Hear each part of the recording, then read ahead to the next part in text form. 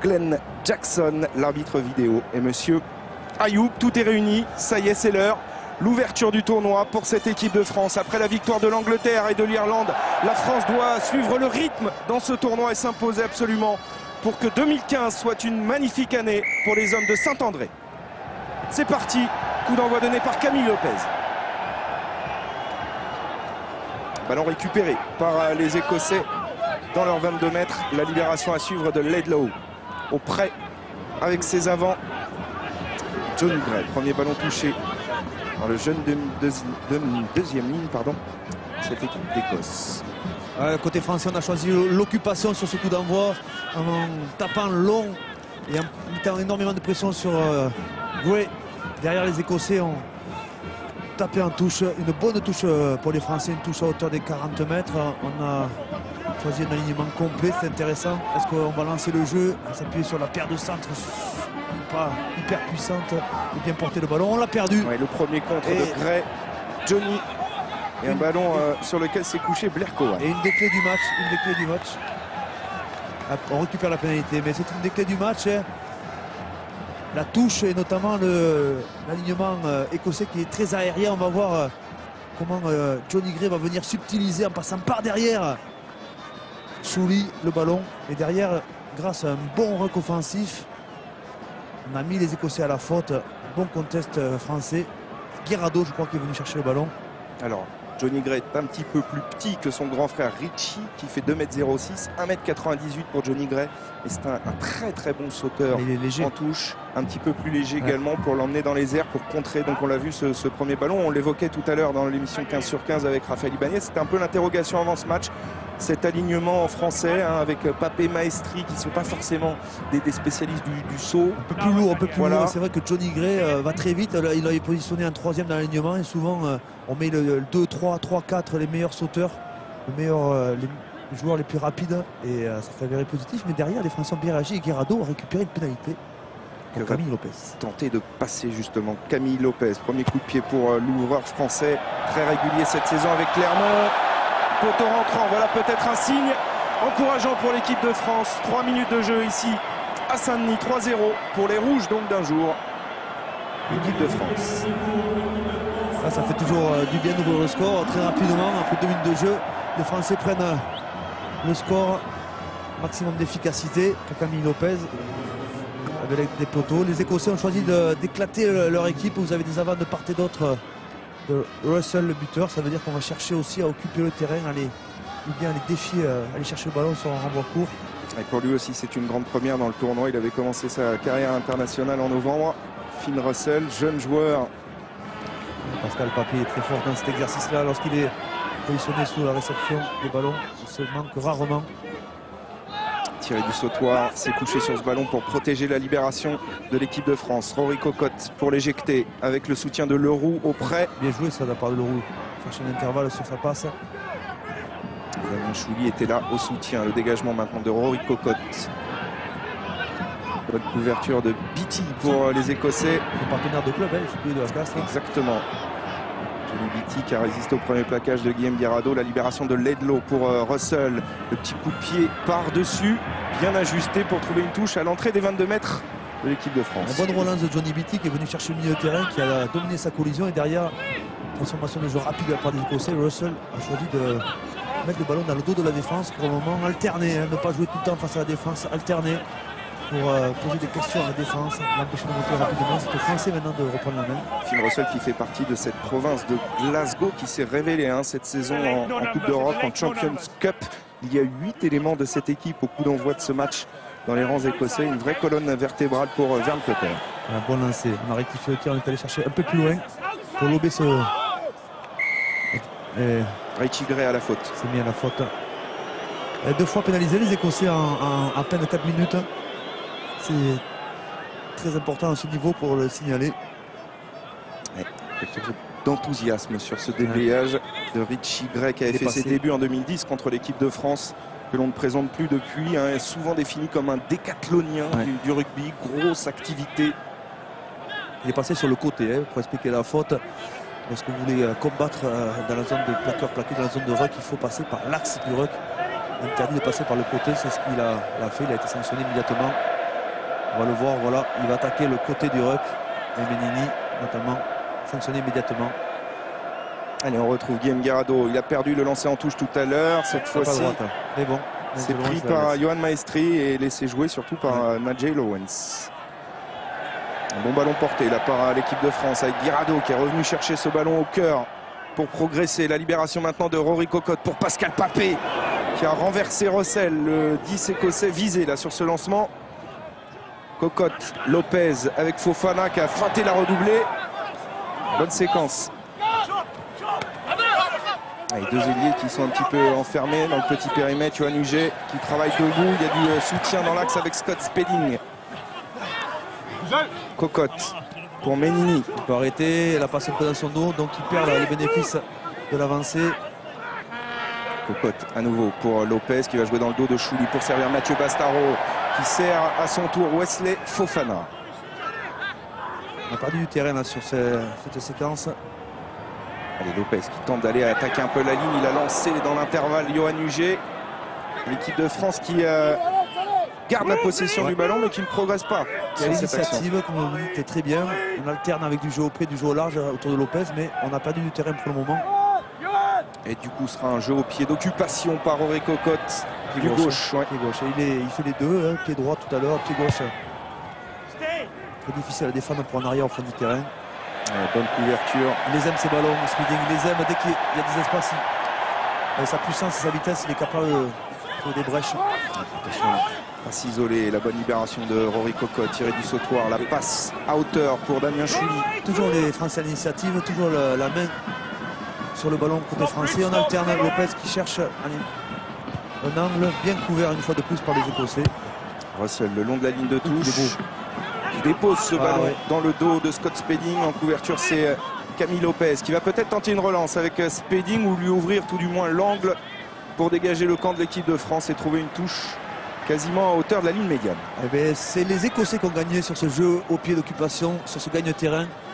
Russell a réussi à poser le ballon dans le dos de notre troisième rideau. Donc on a perdu l'initiative, on leur a redonné la possession, une touche à jouer.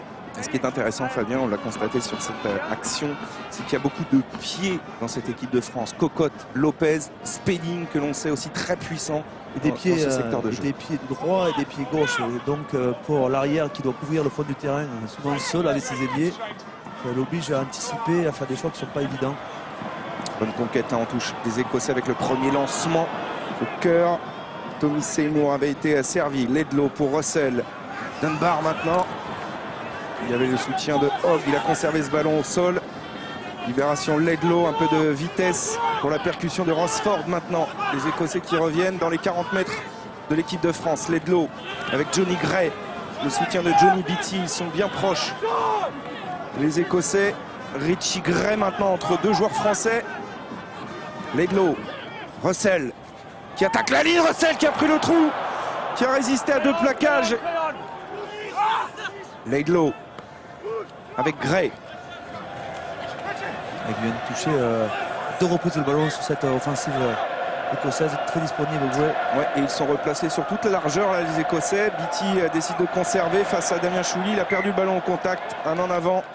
Ce sera donc la première mêlée du match à jouer. Johnny Beattie, le joueur de Castres qui avait été blessé à la hanche l'année dernière contre l'équipe de France, devant céder sa place pour le reste du tournoi. C'est Russell qui a cassé le premier la ligne dans ce match en s'appuyant sur le soutien intérieur-extérieur. Il a semé le doute. Côté français, derrière on a bien réagi à l'image de Chouli qui est venu chercher le ballon dans les bras de Beattie, son vis-à-vis. Pour le moment, les défenses sont en place, les offensives sont présentes, mais les défenses se replacent bien, on ferme les espaces et on domine pour le moment les attaques. Messieurs, le numéro 14 de l'équipe de l'Écosse, Tommy Seymour, semble un petit peu blessé. Ça fait un petit moment qu'il reste sur le côté avec le médecin de l'équipe d'Écosse. Il a été touché sur le lancement de jeu quand il est venu jouer après Russell. Et c'est un joueur très important dans le dispositif de Vern Cotter. Il a marqué un essai à chaque test match au cours de la tournée de novembre. Et c'est ici, à la cheville droite, semble-t-il, sur le plaquage de Guillaume Guirado. Alors, première mêlée intéressante. Rabah Slimani a été préféré à Nicolas Mas au poste de pilier droit. Il fait une grosse saison avec le Stade français. Rabah Slimani qui avait déjà participé au tournoi lui l'an dernier. Et il a face à lui un client Alasdair Dickinson, 40e sélection avec l'Écosse. Alors voyons, ça bouge pas pour l'instant. Français qui tente de faire l'effort sur une double flexion. Que dit Monsieur Owens? Les Français avaient pris le dessus, notamment c'était Menini qui avait carrément sorti son droitier sur voilà. On voit le droitier écossais Murray qui sort sous la pression de Menini. Avantage sur cette première mêlée aux Français. Monsieur Owens va faire refaire. Menini qui, sans faire de bruit, s'impose en équipe de France, vraiment. Je l'ai entraîné moi lorsqu'il était au Stade Français, il était 3e ligne. C'est un joueur qui s'est complètement repositionné à un poste totalement différent, en pilier gauche. Ouais, et un des nombreux joueurs de ce 15 de France qui est passé pendant quelques années en Pro D2. Mont-de-Marsan, notamment. Alors, quelques soucis en mêlée. Il faut respecter les annonces en 3 temps de Monsieur Owens. Les mêlées qui ont été difficiles hier soir déjà entre l'Angleterre et le Pays de Galles. Cet après-midi, c'était la même chose entre l'Irlande et l'Italie. Vous voyez la possession de balle qui est tout à l'avantage de l'équipe de France dans ces 10 premières minutes ici. 3e mêlée ordonnée par Monsieur Owens. Introduction cocotte et l'effort produit par le pack écossais. Mais regardez un peu le travail de l'axe gauche de cette mêlée française, très efficace. Le jeu au pied maintenant de Scott Spedding. Bonne couverture de Hogg qui lit énormément bien son placement. Hogg qui monte une chandelle et qui va essayer d'aller le chercher dans les airs face à Spedding. Un ballon récupéré par Cowan. Laidlaw, le petit par-dessus, il est parti à la limite. Visser. Camille Lopez arrête volée, marque accordée par Monsieur Owens et ça joue rapidement là du côté français. Oh, attention, Camille Lopez est un peu esselé, heureusement que le soutien est venu. Mais un ballon récupéré, gratté par Johnny Beattie au sol me semble-t-il. Sur la ligne des 22 mètres du 15 de France, cette action, Monsieur Owens intervient.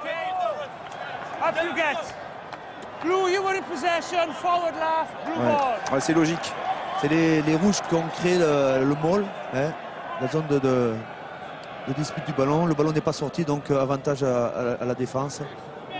Gray était venu gratter très rapidement le ballon, puis Johnny Beattie s'est couché dessus. Ensuite, le ballon n'est pas sorti. Donc changement de main, puisque ce sont les bleus qui ont créé le maul. Et première mêlée à l'avantage des Écossais. Des Écossais avec l'introduction de Laidlaw à suivre. Laidlaw qu'on a aussi vu parfois occuper le poste d'ouvreur en équipe nationale. Il a commencé sa carrière d'ailleurs à Édimbourg en poste numéro 10, puis repositionné en demi-mêlée. Petit gabarit, très bon joueur. Ouais, très vif, instinctif. Laidlaw qui évolue maintenant à Gloucester. Alors, Monsieur Owens fait relever les 2 paquets. Sous le regard de Nicolas Mas, qui est en costard aujourd'hui à côté d'Yannick Nyanga. En arrière-plan. There has to be space. So why are you not giving it then? I suggest you give it at this scrum. Is that clear? C'est Dickinson qui se fait avertir. Il ne respecte pas les annonces. Il n'est pas content, Monsieur Owens. Il va siffler la prochaine. Et si elle ne se passe pas bien, je peux vous dire qu'il la sifflera. Time is off. Time on. Pas à l'aise Dickinson pour le moment face à Slimani. Petit Slimani, souvent très bien placé. Difficile à jouer pour les piliers gauche. Bind. Il a un gros dos. Ouais, il a dit que l'appui est très bas. Oula, ça va sauter contre l'Écosse. Non, il pénalise la France, Monsieur Owens. Surpris. Je considère que c'est Menini qui est parti au sol. Alors que j'ai l'impression que sur l'impact, c'était les Français qui avaient gagné. Et du coup, c'est l'opportunité de recoller au score là, pour les Écossais. On va le voir regarder en haut de l'écran. Moi, je ne suis pas tout à fait d'accord. Mais bon. Murray, il est très très malin parce qu'il perd le duel et il amène Menini avec lui au sol. On ne sait jamais, pour lui c'est du 50-50 à perdre le duel. Je vais au sol, on verra bien ce que l'arbitre décidera. Eh bien il a tranché Monsieur Owens et il a donné une pénalité à cette équipe d'Écosse qui a l'occasion de revenir à hauteur de l'équipe de France après 14 minutes de jeu. Pénalité Laidlaw sur la ligne des 22 mètres, un petit peu excentré, c'est parti. Et ça passe sans problème pour le demi-mêlée écossais, 3 partout. Bon buteur Laidlaw, buteur très fiable. Ouais, qui passe la barre des 300 points d'ailleurs en équipe nationale. Et après un quart d'heure de jeu, eh bien, les débats se sont peu près calmé là, quelques fautes de main. Un bouffé enthousiasme du coup d'envoi. Il faut que les Français remettent beaucoup plus d'intensité dans ce qu'ils font. Il a résisté au premier plaquage, Tommy Seymour, qui a l'air d'aller mieux en tout cas au niveau de la cheville et des appuis. Laidlaw libère ce ballon. Il résiste bien. Hein. Ils avancent, ils dominent les collisions. Pour le moment, les Écossais, ils sont ambitieux. Qui écarte ce ballon. Et là, un petit peu de vitesse, mais il s'est débarrassé du ballon au pied d'Unbar. C'était pas une bonne solution. Ok, dangereux speeding au milieu des avants. Écossais. Cohen a essayé de gratter ce ballon, l'inversion. 3 contre 2. Guirado corrigé, ça s'est refermé en bout de ligne. Il fallait pas sauter, il y avait un surnombre, il fallait le jouer simplement, c'est dommage. Ne pas chercher les extérieurs trop rapidement, jouer simplement d'abord les hommes et après on trouve les espaces. Le roux qui est lancé à plein champ là par Camille Lopez. C'est dommage qu'on n'ait pas venu jouer à hauteur. Cocotte, Lopez avec Bastaro, de la vitesse sur ce lancement de jeu de l'équipe de France. Bastaro qui peut peut-être transmettre dans la chute. Il le fait bien avec le soutien de Spedding. Libération ralentie. Cocotte a levé la tête, il va jouer avec Maestri dans le dos pour servir Lopez. Chouli, là il y a peut-être un décalage à jouer. Guirado qui revient intérieur, il passe les bras pour Chouli, belle attitude. Il faut bien replacer à l'intérieur de Guirado. Il faut accélérer maintenant le jeu autour de Cocotte et de Lopez, c'est parfait. Mais Nini, en un contre un, il a renversé avantage en cours, les Écossais se sont pris de vitesse. Cocotte qui tente d'y aller seul dans l'axe là, qui a passé les bras derrière pour Camille Lopez. Ça ne profite pas, on va revenir à la position illicite des Écossais. Une belle séquence des Français sur ce jeu au pied récupéré et relancé par Lopez. On a bien alterné, on a trouvé des failles. Le roux a été à 2 doigts de passer les bras. Guirado a trouvé des soutiens intérieurs. C'est Spedding qui relance le ballon du fond du terrain, qui crée un point d'ancrage. Et derrière, le jeu rebondit avec Lopez qui trouve un premier surnombre sur l'extérieur avec Guirado. Crochet intérieur, retrouve du soutien en hauteur. Une belle séquence animée autour de Cocotte et Lopez. Derrière aussi la position de hors-jeu. Il faut avoir les pieds derrière le dernier participant du môle côté écossais. Ils sont pratiquement tous en position de hors-jeu. Les Écossais indisciplinés depuis le début de ce match. Ça allait un peu trop vite là. Quand ça va vite, il faut faire l'effort de se replacer. Qui a perdu du terrain. Allez, la pénalité. Une formalité pour Camille Lopez à cette distance face au poteau. L'équipe de France reprend l'avantage. Après 17 minutes de jeu, 6-3. Et messieurs, on pensait que Tommy Seymour allait bien et finalement il va être remplacé par Dougie Fife pour blessure apparemment. Ah, c'est une perte importante, hein, Seymour.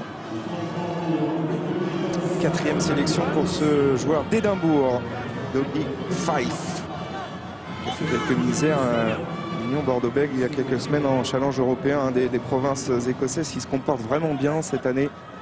Rappelons quand même que Glasgow, l'un des principaux pourvoyeurs de cette équipe d'Écosse, était finaliste l'an dernier de la Ligue Celt. L'Écosse avec ses provinces progresse aussi. Papé sur le renvoi, pendant ce temps, a réussi une fois de plus à capturer le ballon et créer un monde autour de lui. Très efficace sur les réceptions de coups d'envoi, les Français autour de Papé pour le moment. Cocotte, qui a joué au pied gauche, hein. Pied gauche, pied droit. Il est bien tapé, celle-là. Ouais. Et Pitti a commis un en avant, me semble-t-il. Ça peut peut-être profiter à l'équipe de France. Vite, l'écarter ce ballon. Mathieu Bastaro pour Papé. Oui, Spedding a fauché un petit peu à la réception de ce ballon. Mais il remet les gaz. Scott Spedding encore une fois dans l'axe. Cocotte. Oh, du surnombre. Il y a du surnombre à l'extérieur. Peut-être Lopez aurait pu jouer sur un pas pour profiter du surnombre extérieur. On est toujours sur l'avantage, hein. Il y a toujours le bras tendu de Nigel Owens. En avant, hein, c'est ça. Ouais. Lopez. Chouli dans le dos avec Deller et Wesley Fofana qui tentent de créer des brèches dans cette défense d'Écosse. Les leurs sont assez efficaces. Oh, quelle est belle cette passe au pied, c'est le moment favorable. Teddy Thomas face à Finn Russell qui glisse un petit peu et ce ballon qui va finalement sortir en touche. L'option était bonne, la transversale au pied.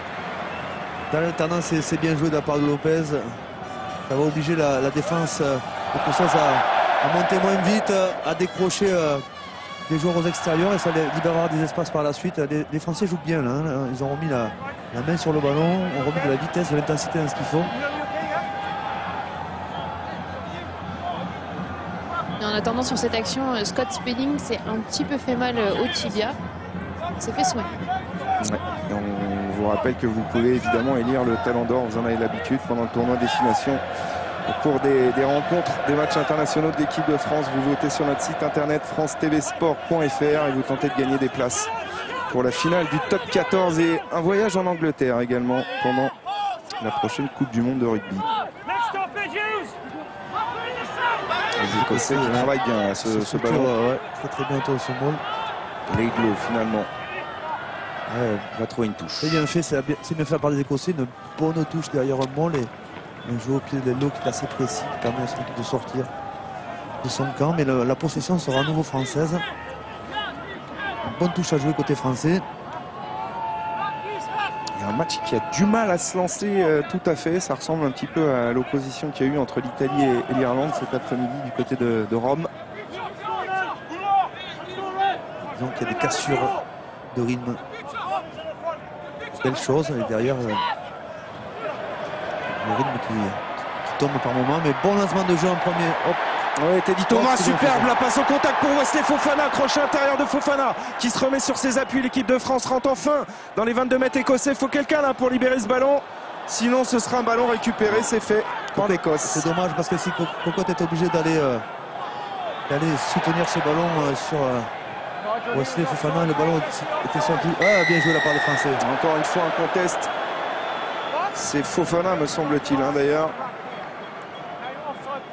Et beau lancement de jeu autour de Teddy Thomas et Fofana. Cette touche déviée. Il n'entend pas les consignes de ses juges de touche. On va revoir la différence créée là par Teddy Thomas au contact. Cette magnifique passe pour Fofana. Qui a réussi à casser la défense, se relève, enchaîne derrière. Et Cocotte, vous voyez Cocotte qui est obligé de venir soutenir. C'est pour ça que le ballon ne sort pas derrière, il n'est pas éjecté. Personne n'a pris sa place, il n'a pas été suppléé. C'est dommage parce que ça a donné un bon lancement de jeu côté français. Il a été déjugé, monsieur Owens, là, non? C'est ça, c'est sur ce ruck exactement. Considéré qu'un Français s'était mis à la faute dans la zone plaqueur-plaqué par son juge de touche. Exactement. Qu'il l'a appelé parce qu'a priori ses consignes ne passaient pas dans l'oreillette de monsieur Owens pour rendre la possession du ballon aux Écossais qui du coup sont revenus dans le camp de l'équipe de France. Teddy Thomas, découverte évidemment pour le grand public pendant les tests de novembre. Il n'avait pas disputé le dernier match, on s'en souvient, contre l'Argentine parce qu'il était arrivé en retard à l'entraînement. Il ne faut pas le brider, ne pas changer sa nature, disait Patrice Lagisquet cette semaine. Il a bien failli être décisif sur ce lancement de jeu. C'est bien fait ça. Cowan, le retour intérieur sur Visser. C'est vrai qu'ils sont aériens, ils ont une touche qui est propre.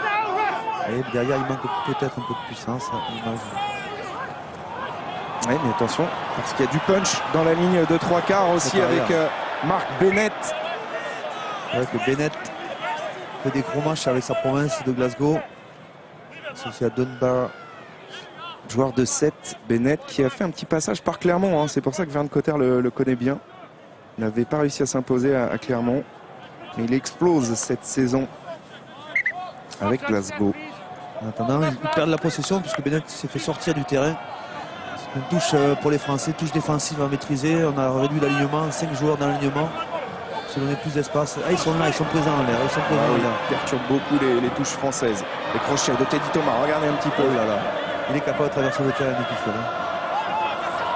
Le contre-rock est bon côté écossais. Cocotte finalement sert Camille Lopez dans ses 22 mètres pour dégager le camp de l'équipe de France. Il va trouver une touche que va peut-être jouer rapidement Dougie Fife. C'est fait. Attention à celui-là. Attention à ce joueur. Il a choisi le coup de pied dans la diagonale. Bien anticipé Spedding. Bien placé Scott Spedding pour dégager le camp de l'équipe de France. Il y a 2 mètres de replacement entre Spedding et Hogg. On anticipe bien, on lit bien les trajectoires. Coup de pied un peu trop profond. Camille Lopez va résister en plus au plaquage de Hogg. Il faut venir l'aider maintenant. Voilà, c'est bien fait. Lopez se relève, va pouvoir éjecter ce ballon parce que Cocotte il est pris dans ce regroupement. Le petit jeu par-dessus, Johan Huget qui va mettre de la pression sur Laidlaw. Le roux aussi, il a fait sa base sur le rock. Johnny Gray a relevé ce ballon pour les Écossais. On est légèrement dans le camp de l'Écosse. Laidlaw pour Richie Gray. Beattie maintenant qui s'écarte un petit peu. Bonnes attitudes au contact des Français, même si là, Papé ou Menini, l'un des deux a été pénalisé. Ils sont venus gratter le ballon, contester le ballon sur Johnny Beattie. Il considère qu'il n'était pas sur ses appuis. Il considère que Menini ou Papé, je ne sais pas, un des deux ou les deux, étaient couchés sur Johnny Beattie. Pour contester le ballon, pour gratter le ballon, il faut être sur ses appuis. On va la prendre et pourtant j'ai l'impression qu'on joue face au vent côté écossais. C'est Stuart Hogg, longue distance, qui va se charger du but, un petit peu comme le fera probablement Cocotte en équipe de France. Bon plaquage et derrière Papé et Menini qui viennent contester le ballon. Pour le moment ils sont sur leurs appuis. Alors, voilà, là ils perdent leurs appuis. Ils sont à la faute. Les deux. Bien placé, monsieur Owens, il était à peine à 50 cm du ruck. Il y a plus de 50 mètres. Ah oui, c'est long là au Stade de France. Ouais. Avec un léger vent contre a priori pour Stuart Hogg. Du nord. Ça souffle bien même, hein. Je peux vous le dire en bas du terrain. Et il est ambitieux.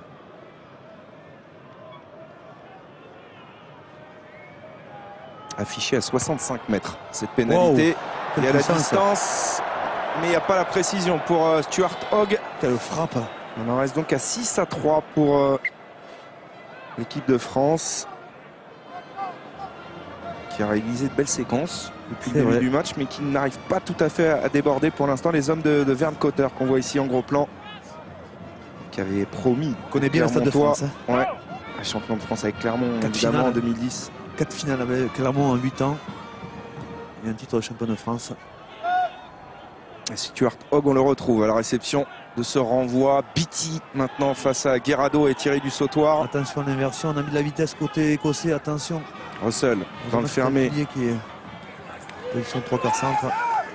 Luan Murray qui libère. Encore une fois un Frangin Gray en action.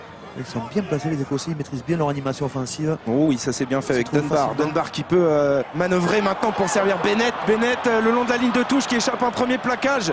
Il a pu transmettre ce ballon avant d'être projeté en touche. Les Écossais menaçants dans les 22 mètres de l'équipe de France. Russell maintenant au large avec Johnny Gray qui va conserver la possession. Laidlaw avec Hogg. Oh, il a mystifié toute la défense, Stuart Hogg, sur cette fin de passe. Il y a Visser au soutien. Dangereux, Hogg, c'est vraiment le meilleur joueur écossais. Oh, le créateur. Un génie, un petit génie. Et les Français ont récupéré le déséquilibre pour le moment. Ils ont ralenti le jeu des Écossais, heureusement. Laidlaw dans le fermé qui sert Visser. Il faut serrer les rangs côté français. Laidlaw avec Cowan, la passe au contact pour Rosford, le talonneur. Gros temps fort des Écossais. Laidlaw avec Richie Gray maintenant face à Pascal Papé. Attention de ne pas se mettre à la faute. Laidlaw qui renverse, qui sert à Dickinson. Les Français ont réussi à colmater les brèches, à ralentir l'initiative écossaise. Il faut tenir maintenant. Ils ont fait le plus dur côté français. Laidlaw, le drop face au poteau de Finn Russell, c'est manqué. Bonne pression de Maestri qui est venu chasser le pied droit de Russell. Avertissement sans frais. Ouais. Et ils ont cassé 2 fois la défense et toujours sur les mêmes initiatives. Hogg en premier sur cette action. Attention. Non, pas autorisé à le jouer rapidement. C'est pas le même ballon. Quel travail de Stuart Hogg. Qui est venu jouer en numéro 10 en s'appuyant sur des soutiens et semer le doute sur les défenseurs français. Russell l'avait fait auparavant. Attention sur la première passe, il faut vraiment bien fermer côté français. Ils viennent jouer avec un attaquant à l'intérieur, souvent le 3 carrel, souvent l'ailier. Ça crée des incertitudes en défense. Allez, le renvoi effectué par Camille Lopez, il est tendu, il est long ce renvoi et il revient surtout dans les bras de Stuart Hogg qui a mystifié tout à l'heure la défense française.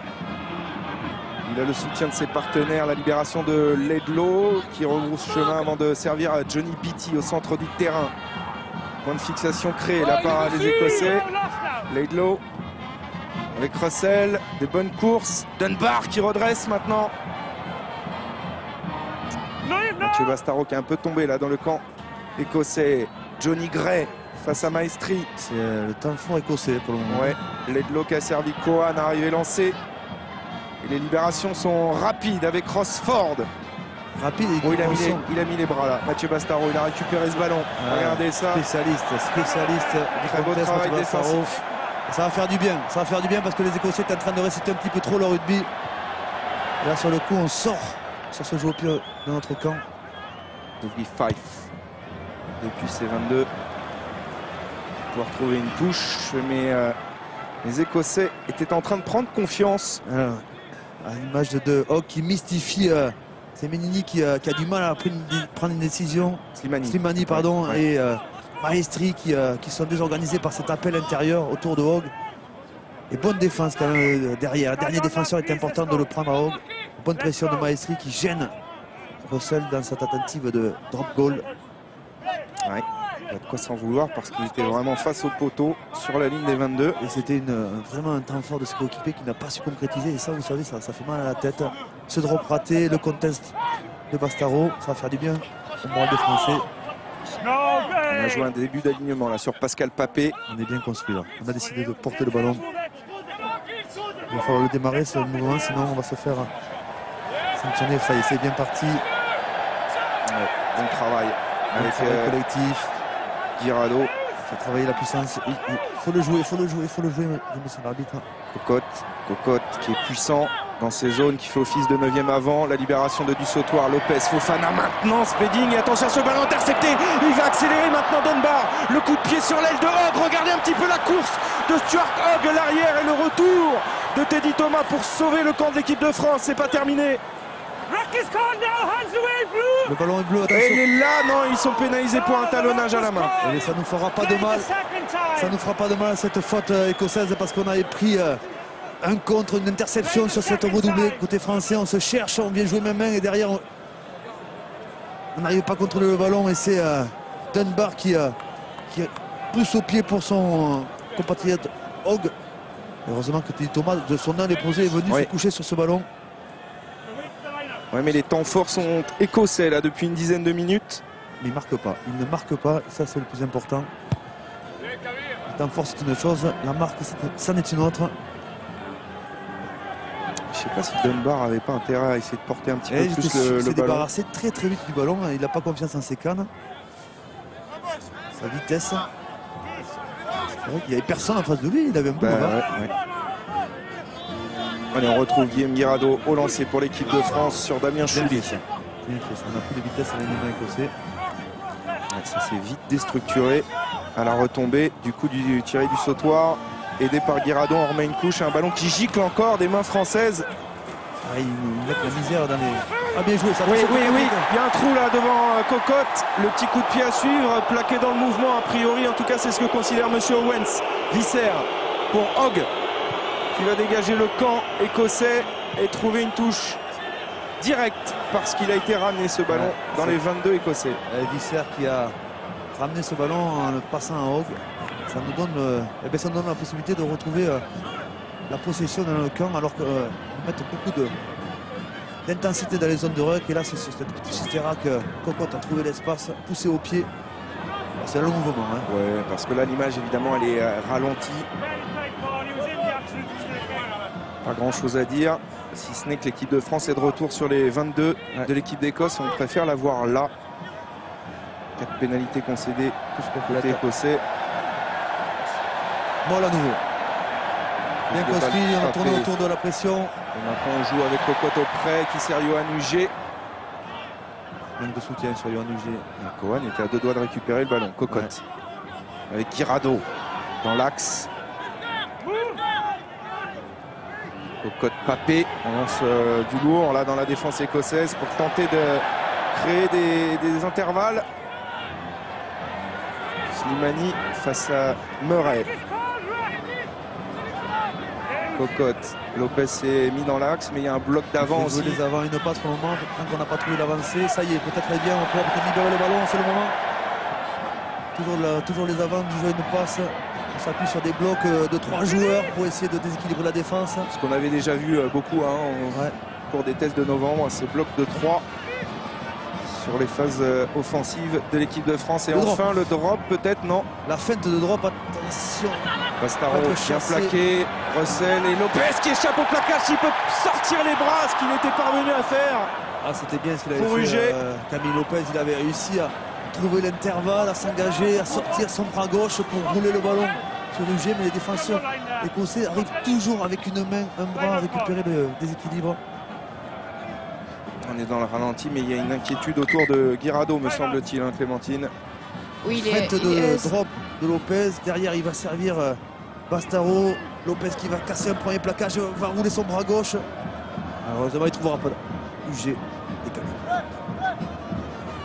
C'est sur cette action-là, quand il retombe. Tout de suite, le kiné l'a vu et a couru sur le terrain pour aller le soigner. Ça a l'air d'être vers la hanche. C'est Harley, il me semble. Non, il a récupéré. Alors, Benjamin Kaiser est sorti du banc pour éventuellement suppléer Guillaume Guirado, mais ça a l'air d'aller pour le talonneur toulonnais. Histoire de talonneur avec Yannick Bru, entraîneur des avants de ce 15 de France. On revoit ce duel en l'air entre Spelling et Hogg. Les attitudes au près, il doit peser dans cette zone-là. Avec Cocotte. Avec Cocotte, la fête de passe, la fête de moustache au bord des rucks. Parfois les avants s'en vont et alors là il fait la différence avec sa puissance et ses jambes. Et là, pour le moment il est bien surveillé par les Écossais. Touche réduite, touche à 5 avec un relayeur avant côté écossais. Facile, hein, facile. Aucune touche perdue hein, pour l'alignement écossais depuis le début du match. Très aérien, on se démarque facilement côté écossais. Cowan en possession sur le ballon. Le laisse à Ledlow. Russell. Ambitieux. Hein. On a l'équipe de France pénalisée pour une position de hors-jeu. Surpris par, je pense qu'il y a mésentente côté écossais. Heureusement que les Français s'étaient mis à la faute. Numéro 3, Slimani s'était mis à la faute dans le maul. On n'arrive pas à profiter de nos possessions dans leur camp. On n'arrive pas à déséquilibrer cette défense écossaise qui est là, qui est en place. Hein. À la sauce Cotter. Et cette touche trouvée par Russell, l'occasion de vous rappeler que vous pouvez lire le Talon d'Or au cours de ce match sur notre site france-tvsport.fr. Vous pouvez trouver d'ailleurs plein d'autres choses sur ce site, des analyses, des statistiques sur le second écran. Et puis vous tentez surtout de gagner des places pour la finale du top 14 et un voyage en Angleterre pour la prochaine touche du monde de rugby. Touche réduite à 4 jours d'alignement. C'est encore Johnny Gray. Approprié pour les Écossais. Oui, ça s'est ouvert parce qu'on a été monté en pointe, là, couper les extérieurs. Voilà, c'était dangereux. Le plaquage de Mathieu Bastaro, c'est pas mal aussi. Hein. Guirado a récupéré le ballon, avantage en cours pour l'équipe de France sur cet en avant commis par les Écossais. Camille Lopez qui croise avec Scott Spedding. Stoppé net là. Il cherche des solutions, Camille Lopez autour de lui. Les extérieurs, il a sauté 2 fois, il a croisé. Il a alterné avec son jeu au pied. Pour le moment, les Écossais sont vigilants sur toutes les sorties d'intervention de Lopez. Fofana, ses appuis. C'est terminé pour l'avantage, vous l'avez entendu. Il passe les bras, Maestri sur l'aile de Teddy Thomas, mais il n'y a pas beaucoup d'espace là pour l'ailier du Racing. Il va, attention à ne pas se faire emmener en touche. Bon relais dans l'axe de Mathieu Bastaro, tout en puissance face à Cowan. Il est sur ses appuis et il a récupéré le ballon. Un petit moment d'inattention de Ledlow. Nouveau turnover à l'avantage de l'équipe de France. Cocotte, allez, il faudrait une action positive en attaque avec Rabat Slimani peut-être dans l'axe. Pénalité, je crois qu'on a récupéré pénalité sur... Écoutez, on va prendre pour l'instant les points qui s'offrent. Oui, je pense qu'il faut prendre avant la mi-temps. On n'a pas eu beaucoup d'occasions de scorer, il faut en profiter. Et Ledlow qui n'a pas su profiter du travail de son troisième ami Cowan, qui avait gagné le ballon sur Bastaro. Le repère immédiatement. La ligne, hein, le signe de monsieur Nigel Owens. Ouais, hors-jeu de ligne. Voilà. On va voir d'abord ce lancement de jeu. Le gros plaquage de Mathieu Bastaro qui oblige, je crois que c'est Bennett à lâcher le ballon. Non, c'est Johnny Beatty qui perd le ballon au contact. Derrière, il y avait eu un très bon contest ici de Cowan, mais Ledlow, voilà, il voulait faire la passe un peu trop vite. Il a voulu jouer le ballon avant de l'avoir dans les mains. Johnny Beatty qui a déjà 2 ou 3 pertes de balle. Un peu fébrile. Tentative de pénalité de Camille Lopez. Ça passe pour le buteur français. Équipe de France qui prend 6 points d'avance à 3 minutes de la fin de cette première mi-temps. 9-3, c'est difficile, mais c'est un petit matelas. Voilà. Les matchs ne se jouent pas, ne se dénouent pas Dans les premières minutes, il faut du temps. En attendant, les Français scorent 9 points, 3 pénalités de Lopez, ce qui permet de creuser un petit écart juste avant la mi-temps. Alors il a tapé tous les renvois sur Pascal Pavé, va-t-il continuer? Ce coup-ci, il allonge un petit peu son jeu au pied, dans le dos de Pascal Pavé. C'est Cocotte qui réceptionne ce ballon. Il l'a bien contrôlé. Maintenant, il faut que Guirado libère. C'est fait avec Leroux face à Cowan. Leroux en puissance qui gagne les mètres. Hein. Ah oui, il fait avancer l'équipe. On le sert souvent d'ailleurs pour prendre de l'avancée.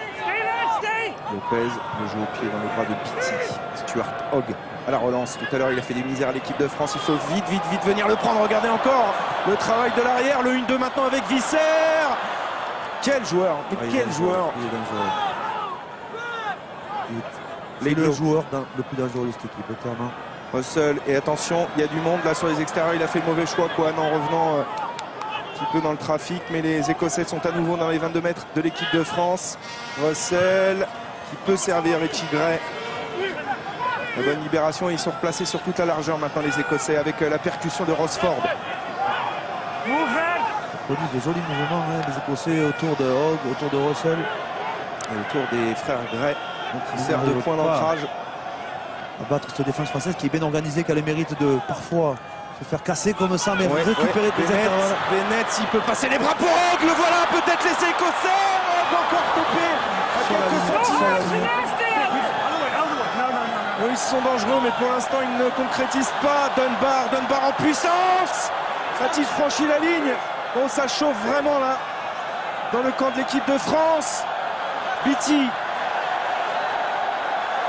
Et le public du Stade de France l'a bien compris. Et il y a des boulevards là sur les extérieurs. Russell, s'il peut transmettre en 2 contre 1, ça va aller au bout de cette histoire. Et le voilà. L'essai des Écossais, il est mérité. Essai de Dougie Fife. Ah, il n'est pas volé. Il n'est pas volé. Tant ils ont tenté, tant ils ont créé, tant ils ont su percer notre défense. Récompense leur ambition offensive. Récompense le talent de Hogg, de Bennett, de Russell, de Laidlaw. Quel travail de Bennett, le relais après de le jeu sur l'épaule, le jeu dans la défense et cette passe allongée de les gagner. Derrière, on joue collectivement, on trouve des intervalles. Et celui qui a remplacé Seymour tout à l'heure, Dougie Fife à la conclusion en bout de ligne, c'est bien joué ce bien servi par son pilier, par Murray, positionné en trocard centre, polyvalent, beaucoup d'alternance dans ce jeu, très alerte des Écossais. Ouais, qui ont réussi à plusieurs reprises à casser la défense de l'équipe de France. Et c'est mérité de Dougie Fife donc pour l'Écosse. Tentative de transformation de Laidlaw qui pourrait bien là juste avant la mi-temps donner l'avantage au score à l'Écosse, et on le sait, ce sont des moments importants et malheureusement c'est récurrent avec cette équipe de France qui concède souvent des points en fin de mi-temps, hein, que ce soit en première mi-temps ou en deuxième mi-temps. On l'avait déjà constaté lors de la tournée de novembre. Eh bien l'histoire se répète un petit peu pour les hommes de Philippe Saint-André. Laidlaw tout à fait en coin qui manque ce coup de pied, le poteau sortant. Et du coup, la France va garder un petit point d'avance à la mi-temps. 9-8 ici au Stade de France après le seul essai de ce match. Essai écossais. On va tourner une petite page de pub et on va revenir très rapidement à Saint-Denis pour le deuxième acte de ce match. A tout de suite.